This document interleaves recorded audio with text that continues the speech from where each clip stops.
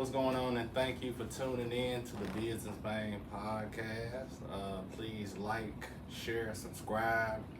Follow me on all social media platforms, and by all, I mean Facebook, Instagram, Twitter, TikTok, and YouTube. Also check me out, businessmane.com, for exclusive content, as well as some other events. And welcome my first podcast guest, Miss Brittany, Haith. What's going on, man? Yeah, I probably can add some in post. Well, what's going on? How you doing? I'm doing great. I'm so honored to be here. I'm floored. You know? Yeah, it's a pleasant surprise. I'm honored. Well, that's what's going on. So I got my little podcast, the Businessmane, and basically I just want to share my knowledge about business with other people, help anybody I can along their entrepreneurial journey, create a real entrepreneurial network, because it really takes a village for us to really get out here and get this money. Yes.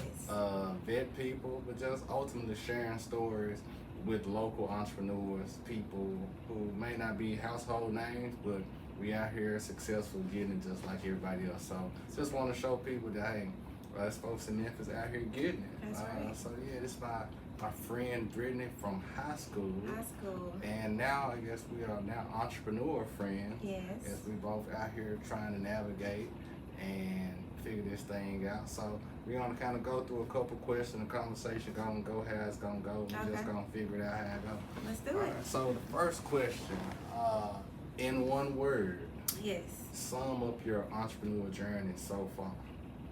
My journey. In one word, I would say curious. I'm very curious as to how things work. What did you do to get that done? How did you do it?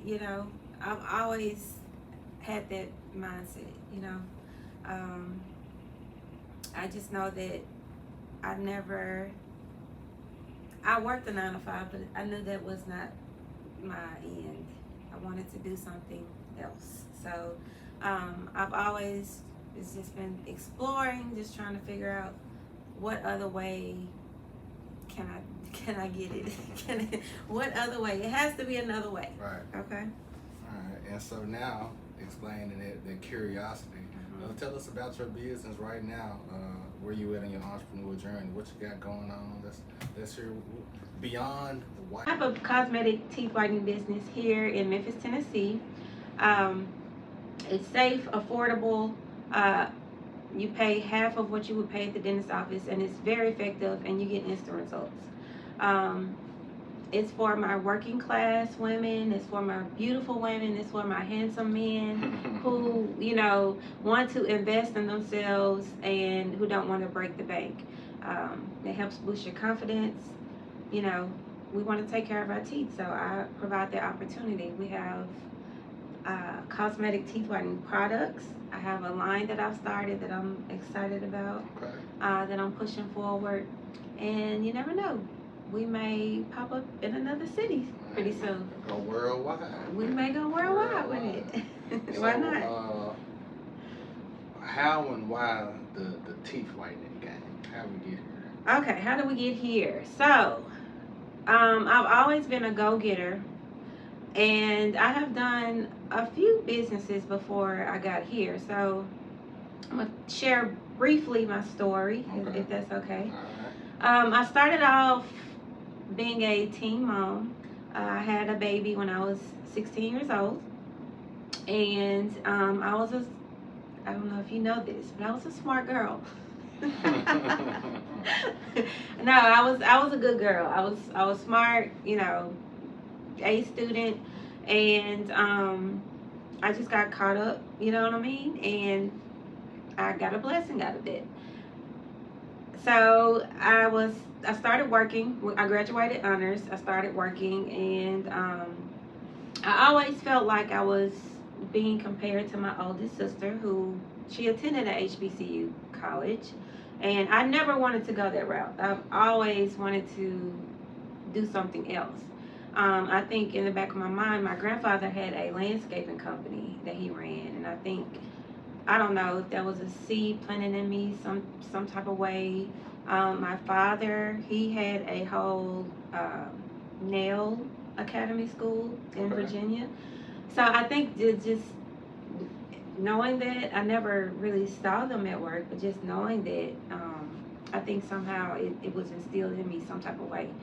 So I was looking for something to do. I was working for a diabetic medical supply company, and I wanted to make money on the side, do something extra. And when was this? This was 2014. Okay. And I was just looking for stuff. Everybody started doing lashes. I didn't want to do lashes.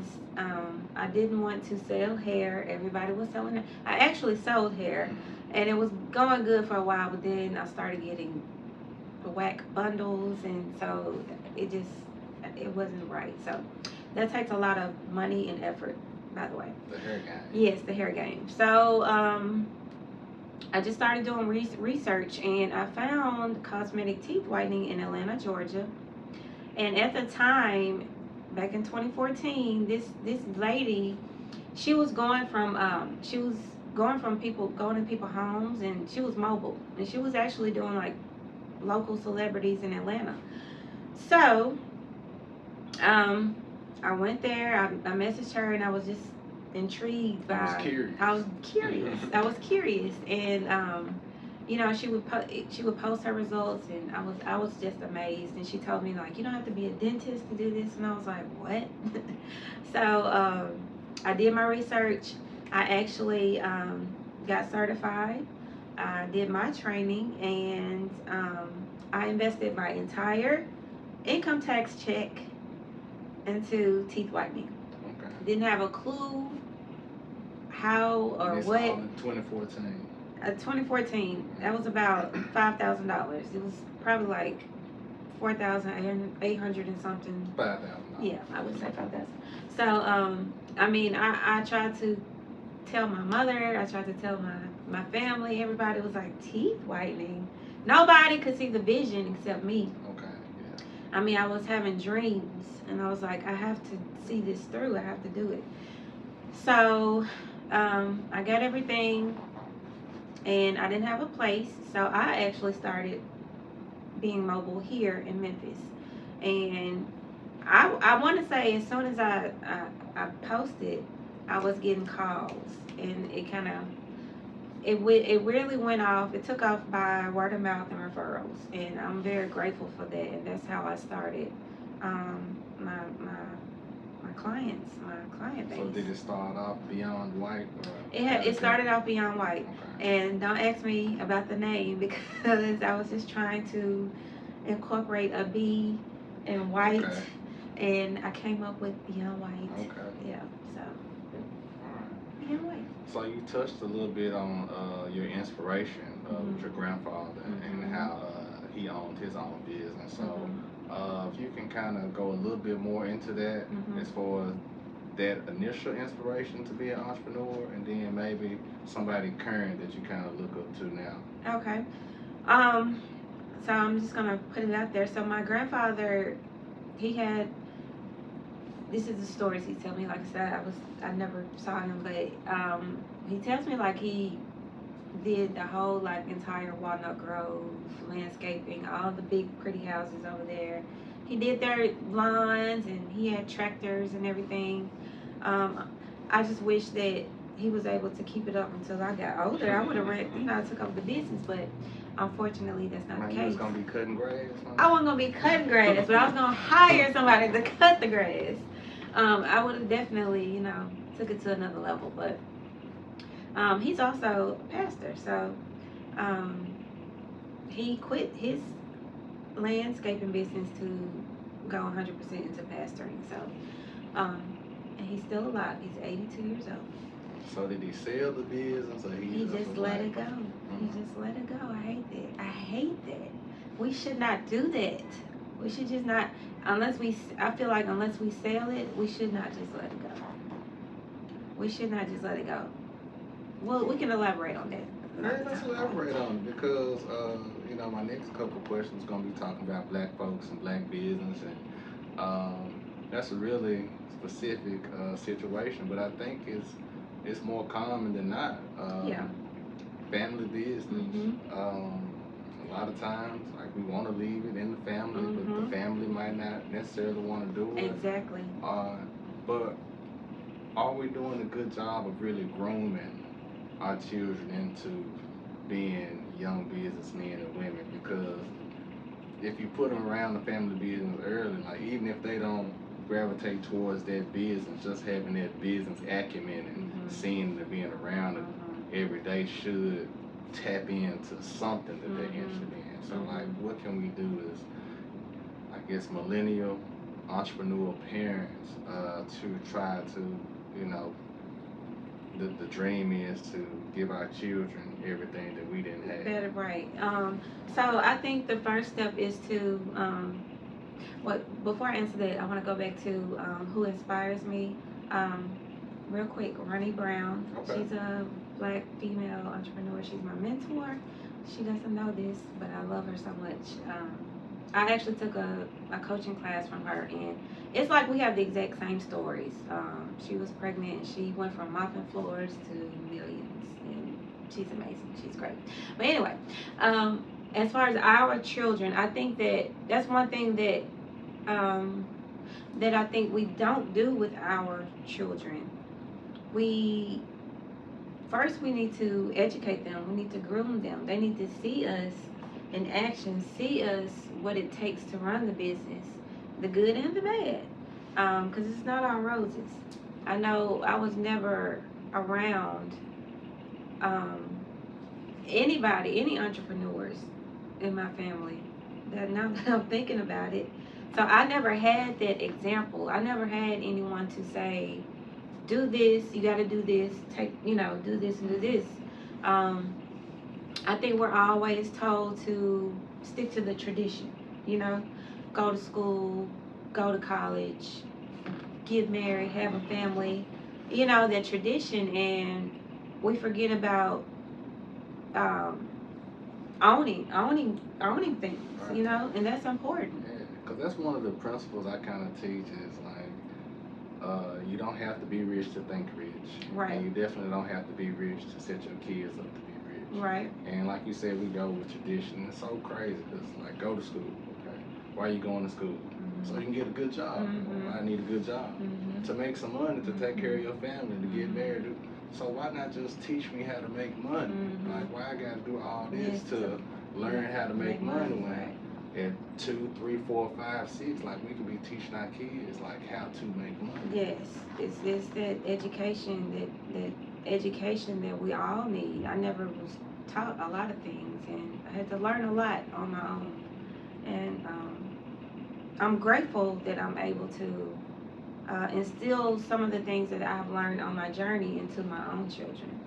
My son, the oldest, he's 20 now. Right.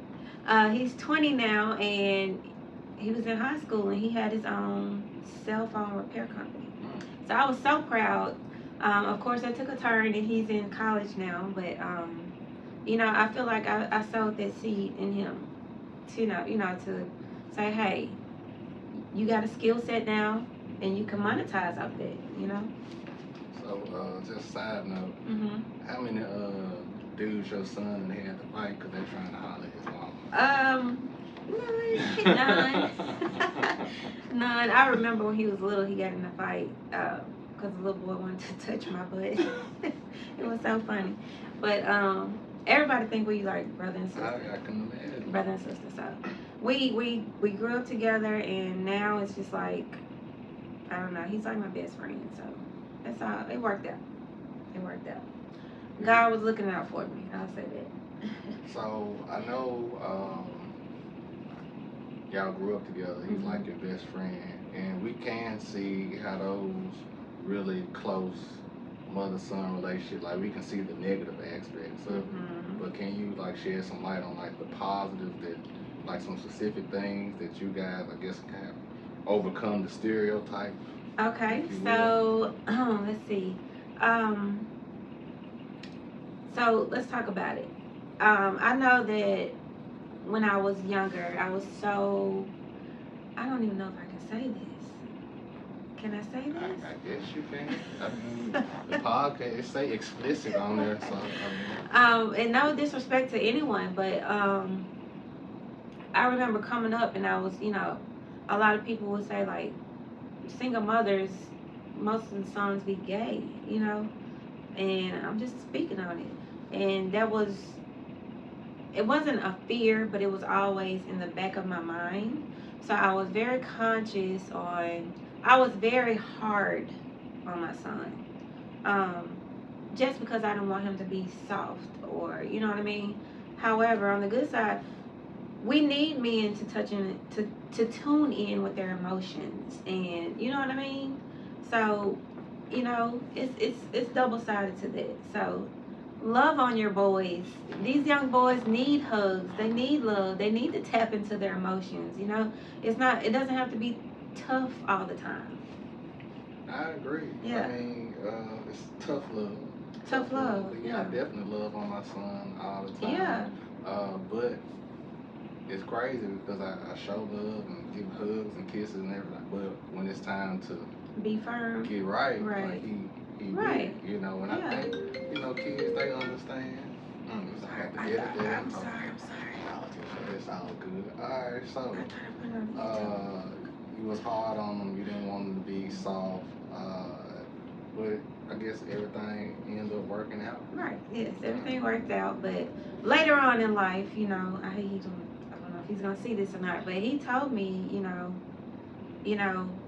that I didn't have to be so tough on him, and it was just me, being self-conscious or just worried about that he was mine. So I didn't want, I wanted to make him how I wanted him to be in life, and that it really does not work that way. They're gonna find their own identity. They're gonna find their own journey. They have their own journey that they have to take. But you do your best, and I did my best, and he's single and he likes women. So I just throwing it out there. All right, well, so congratulations. Thank you. So kind of talk about, like you said, that you're raising kids that are own individual people, and of course, like you say, y'all were growing up together, and it's still kind of the same thing. So especially right now, as you're growing as an entrepreneur, like in the mid, going to the late 30s, about to be 40, or, a couple years, crazy. But yeah. But you have a young adult who you can still teach a whole lot of stuff to that you're learning, and you're still like mom. So kind of talk like, how do you strike that balance between, okay, I know he has to be an individual, but I really need to try to stress the importance of this. Okay, so a good example is, and this was new to me, insurance policies. So I'm being very honest, I'm just now learning the importance of having life insurance policies. I'm learning the difference between term and universal. And whole. And I never was. It's all about the knowledge. You have to get the knowledge in order for you to understand what's going on. You know what I mean? In order to get ahead, even. They talk about. I've heard on Instagram. If every family had a life insurance policy on everybody, there would be less violence, and I completely agree with it. He is some things he's actually more in tune to than I am. He'll say, "Mom, this is how it goes." He schools me on some things, and I'm like, okay, I'm always listening, and I'm, very observant. But at the end of the day, Mama knows best. So I still try to steer him in the right direction, and lead and guide him so that he can be the best man that he can be. A woman cannot teach a boy how to be a man. I want to make that clear. Yes, say that. I want to make that clear. Some people don't know that. They need to know. A woman cannot teach a boy how to be a man. It's impossible. Impossible. We're gonna leave that one right Okay. there. We're gonna leave that one right there. Okay. All right, so you touched on some insurance. Mhm. It's a very important piece of the generational wealth. Mhm. So the hot phrase, the hot term is generational wealth. We're trying to create generational wealth, trying to do.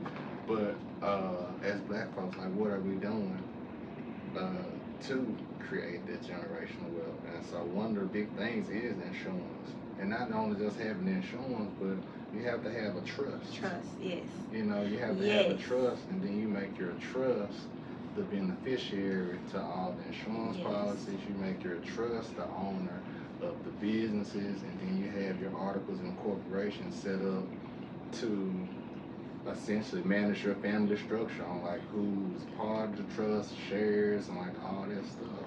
But once again, it goes back to the education. How are we getting the knowledge? Who's teaching us? Unless I say this, if I pull my family together and say this is, nobody's gonna know. We're not interested. Are we interested? I don't know, and that's why I like to have conversations, because like what I realize is that we're not interested until something big happens, until something tragic happens, and then we wake up. It seems to me. But we still don't wake up because we like still in the same situation. Yeah. You know, somebody died, they fight over clothes, a little money in the checking account, who gonna get the policy, But don't nobody ever say, hey, let's buy lineage with this money. Yeah. You know, like, and I used to do taxes. I still do them from time to time. Okay. But clients, their biggest thing that they was gonna use their tax return for, they gonna either get a car, they was gonna get some furniture, because they house had burnt down. So many people's houses burned down. The 4-5 years I was doing taxes strong, I was like, man, can't nobody be this unlucky. Your house burned down every year, but you gonna get a car, some furniture, or you gonna get you something so you can rent something. You're not finna put nothing down to purchase a house, but you're finna get your paper to rent. But like you said, people could take $1,000 out of their tax return and pay up an insurance premium for a year, every year. And like you say, just think about all the mamas who get this money. If you just put that there, if something do happen to you, it's a mindset thing. Yeah. It goes back to, it's a mindset thing. And we need to, I think it's a little better now that we have these social media outlets such as Instagram, Facebook, TikTok. Some of these, videos get my attention, and that's actually sometimes how I actually find out, so I think it's about educating ourselves, building a community amongst us, so that we'll know, and supporting each other, networking. How else are we gonna move forward if we don't support and network with each other? So like, what does networking look like? Because what I'm doing, I'm trying to network essentially, but it doesn't have to. I see you. I see you.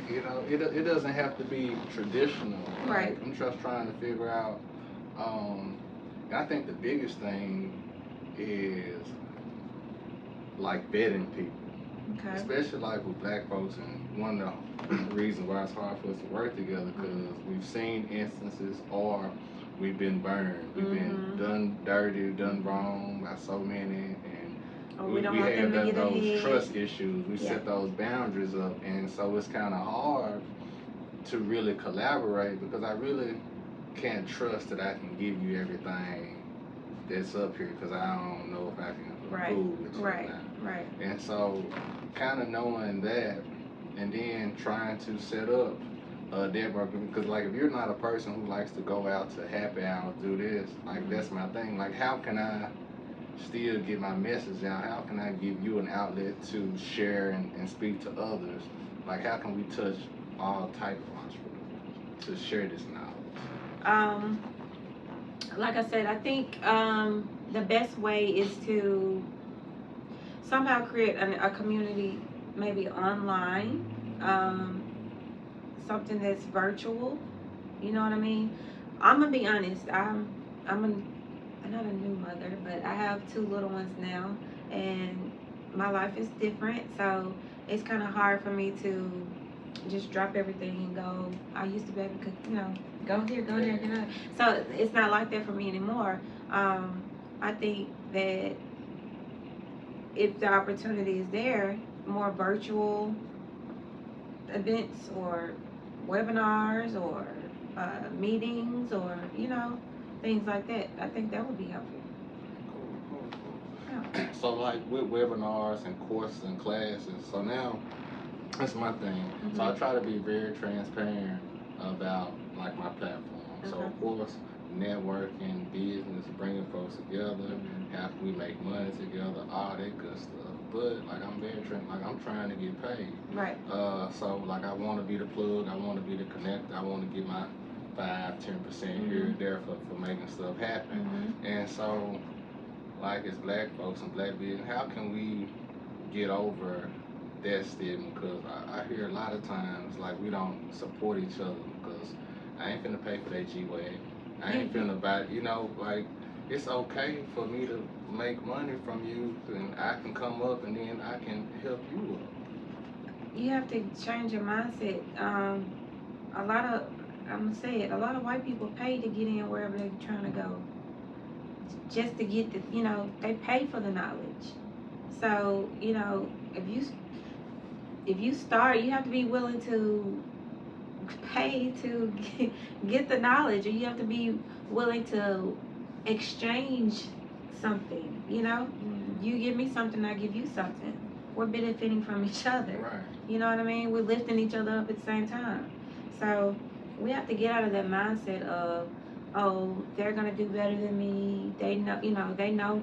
You want to be around people who are smarter than. I know I do. I want to be around people who's smarter than me. I want to be around people who's elevating. I don't want to be around people who's not doing nothing. You know what I mean? 100%. Yeah. So I absolutely. I know you had a past event I couldn't attend, and I really wanted to attend, because I feel like I need to get back out there as well. Business is not easy, so you have to keep reinventing yourself. You have to keep pushing. You have to be persistent. It's just something that you have to keep going, and all of these relationships and networking is so important. So I'm all for it. See, I just got an idea. That's why we talked. I got an idea when you was talking to. I don't know if I can say it all out, but yeah, I got an idea for you. Yeah. Like we gonna get some virtual buddies. Yes. Yes. Yeah. You ain't gotta come because we got social media, we got text message, phone call. Yeah. Because it's really just about having somebody to pick their brain. Right. A lot of times, like as entrepreneurs, like it's a calling, right? It's just like being called to ministry. I agree with that. Being a teacher or I 100% a doctor or agree. whatever. And the crazy thing about it, as an entrepreneur, it doesn't matter what you do.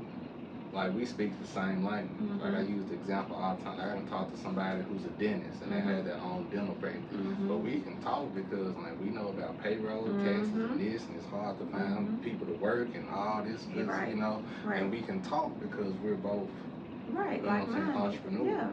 Yeah. And so just trying to set up networks like that because sometimes it's not necessarily that you always need to seek knowledge. Sometimes, as humans, we just need validation sometimes. Yeah. And so a lot of times, I watch interviews and different podcasts and stuff of famous people and folks I look up to, and it's always so dope or surreal to me when it's like they in my mind. Like I done said that before. That's the exact same thoughts I had. So now, I think this super successful person, and now we got the same mindset. So now I'm like, well, maybe I must be doing something right. And that was really, I had a moment like that. That was really my motivation to say, man, let me go ahead and start this podcast just to, I don't know what's going to happen, but let me do it. And you have to, I hate to cut you off, but you have to follow that.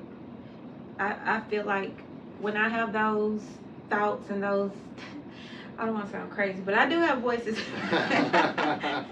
I have voices in my head, but you have to follow those voices and you have to see it through, because you never know. You don't want to miss out on your blessing. You never know what opportunity is going to come. So yeah, do it, because you don't want to regret it and say, oh, I had a podcast idea, or you have that idea and you see somebody else take that same idea. That's happened, you know, that's happened to everybody. That has happened. That's happened to me. Everybody. And you know what? You got to get over it, because you know what? Because you didn't do it. You didn't do it. So what you crying about it for? Yeah. Well, yeah, and so I was at a networking event, and I was sitting at this table. It was 6 of us, me, 5 other gentlemen. We was talking about something, and I really don't even remember what we was talking about, but it was something that I was knowledgeable of. So I was, you know, and they was asking questions. They was engaged, and it was like, man, it was cool. But it's 6 of us at this table, and they listening to what I got to say, and I'm the only person at the table who's not a millionaire. Really? You know what I'm saying? Yeah. So now I'm like, I got a mind. You're gonna get it. Now I gotta figure this thing out. And now, and money is just a tool. I look at money as a tool. Yeah. You know what I mean? Definitely. This is really, like, you can't let nobody really outthink you, and as long as you obtain the knowledge. At the end of the day, I think what I've realized is at the end of the day, you're trying to get paid for being yourself. Yeah. You know, because they say, you know, if you do something you love, like you do it for free, fine, you know. Right. So you're really just trying to get paid, you know, to be yourself. Like I want somebody to pay me some money to do a speaking engagement or to do this, because that's you paying. And so you use podcasts and social media and all that stuff to build up your profile and your celebrity. Yeah. So more people can pay you to be yourself. Yeah. And a lot of people, what you don't see is they have had a journey before. It's not instant, you know? So, consistency. So that's with that entrepreneur, touching on that, like you see the wins. So we oftentimes don't see the journey before the success and all that losses. Stuff. Is that an intentional thing, or because I know sometimes when I hear people talk, kind of like your story about, you know, grandfather had the business, kind of let it go or whatever. They just didn't have the know-how to really put those things together. They really didn't have a plan or anything. And so now we're talking. So what's our plan? What can we give if somebody listening or watching? Let's just give some, I guess, a couple highlights, some action items that we can give based on what we're talking about. We're trying to build generational wealth. We want to set our children and our children's children up. We want to change the concept of black business. Like, can we come up with 5 things that people can do, can educate themselves to take a step forward? Okay, so you said 5 things? 5. I'm help too. Okay. Okay, so I would say number 1 is to, I hate to keep saying the word, but you have to educate yourself, do research. You know what I mean? Whatever it is you're trying to obtain or learn about. I've never went into anything without researching or reading about it or educating myself. You know what I mean? I think that's the first step. So I'll piggyback on the education and go like specific. Educate yourself about what you're trying to do, as far as like if you're an entrepreneur, that means you own the business. So educate yourself on the business of being a business owner. The business side. So know how to get your EIN and file your LLC and do all this stuff. Know when you need a lawyer. know when it's time to get an accountant. Know that you don't have a business until you trademark your business. I didn't know that when I first started. And by the way, I now train for teeth whitening. So, in my training, I teach all of that. I make sure you get a domain. I make sure you have your website. I make sure you EIN, your business license, everything that you'll need, Okay. as far as startup. So logo. We're going to have to plug that at the end because that makes sense. Yeah. Yeah, you can, teeth whitening 101. Yeah. Yeah, I don't like teaching and you not even have a vision of what you're trying to do. I want to be of some service or some help. So I'm a good visionary. So it's like, you tell me what you're trying to do and let me try to put it together for you. I'm good at that. I'm very creative. Okay, so we educating. And some legal, some type of legal representation, whether you have a business lawyer, family lawyer, insurance, or whatever you're doing. Always get insurance. If you're renting a car, if you're renting a business, it don't matter. If you got a phone, just go on, pay the insurance. Because if you're a business owner, you can write it off. It might not help you initially, but don't get the insurance because it's crazy. You try to be cheap and save a couple dollars, then some break, and you gotta buy it all over again. Because I didn't tell you that in my story, but that actually was a part of my story in the beginning. I was mobile, going house to house, people jobs. I would leave my equipment in the car, and somebody stole my equipment out of my car. Somebody came up on they bootleg teeth whitening. I have no clue to this day why would they do that. Who would do that? To this day, I have no clue. But I had to buy everything all over again. I had zero insurance. Lesson learned. Yeah. Get some insurance. Yeah. All right. So education, some type of legal representation, insurance. What else we got for the people? I would say your network is your net worth. You want to network. Who's doing it better than you? Who's doing it? You want to go find those people and a mentor. I think that is so. We didn't speak about that, but that is so important to me. Mentor. Yes. Find somebody. Yes. Just not one. Yes. Multiple. And because that's going to be someone who can help guide you through your journey. Yeah. And I'll say, find the most important thing, and I think it's probably really the most difficult thing, is really self-introspection. Okay. Knowing yourself. Oftentimes I can be comfortable in a lot of spaces because I know myself. I got my 2 principles. Begin with the end in mind and think win-win. So I got my plan. Think win-win. Think win-win. I like that. Yeah.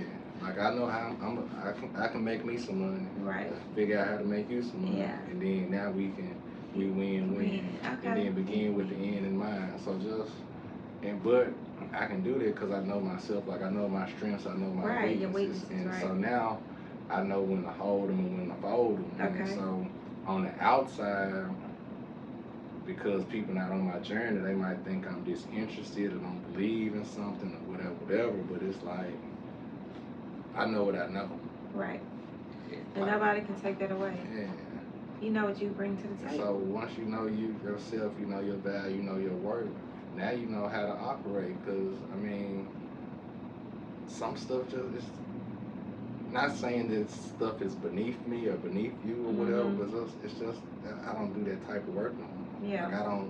That's just not what I do. That's not my brand. That's not who I am. That's not I done elevated, I done evolved. Yeah. But you can't do that until you really know yourself, and I think that's a lot of people's hold up, is because you don't know where you're going because you don't know You don't you know don't who get you no are. foundation. Right. You know, Right. you're trying to find That's a good one. Foundation. Inspiration from different things, and you got all these interests, but like you really don't Know who you are. Yeah. Right. That's true. So I guess that could Ooh, be. he dropping these gems, y'all. Man, a little bit. I don't go through. We probably got a whole lot of gems. All right, Yeah. so gonna wrap it up. Let's dig a little bit deeper into your training program. Okay. For what's it called? What it costs? How you sign up? How long is it? Okay. What we got?